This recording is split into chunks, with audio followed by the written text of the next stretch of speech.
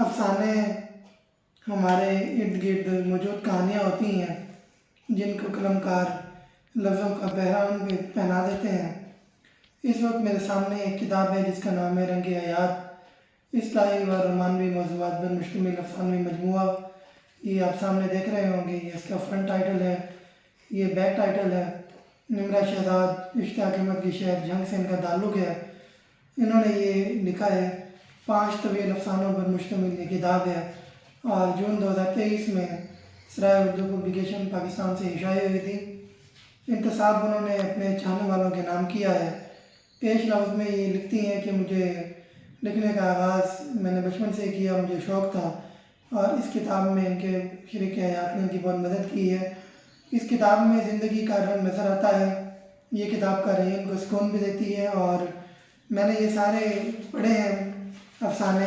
پہلا جو افسانہ ہے اس کے اندر بھی محبت کا موضوع بیان کیا گیا ہے اور سرپرائز دیا گیا ہے عنایہ کو اور اس کے ساتھ ساتھ عمیر کو بھی۔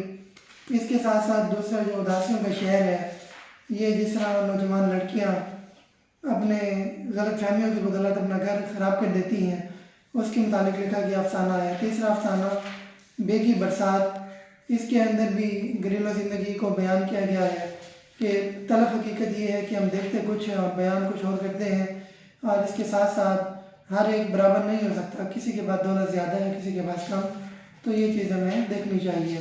اسی طرح بے وفا ہرجائی کے اندر کہ جو خواتین بلا ضرورت اپنے محبوب کے لیے یا اپنے چاہنے والے کے لیے بہت آگے چلی جاتی ہیں تو پھر واپس آنا مشکل ہو جاتا ہے، اس بات کے بارے میں۔ اور اس کے بعد آخری جو افسانہ ہے رنگ حیات، وہ بھی زندگی کے رنگوں سے متعلق ہے کہ ایک لڑکا لڑکی کو دھوکہ دینا چاہتا ہے لیکن اسے بروقت سمجھ آ جاتی ہے اور وہ اپنی راستے پر واپس آ جاتی ہے، کامیابی کے راستے پر واپس آ جاتی ہے۔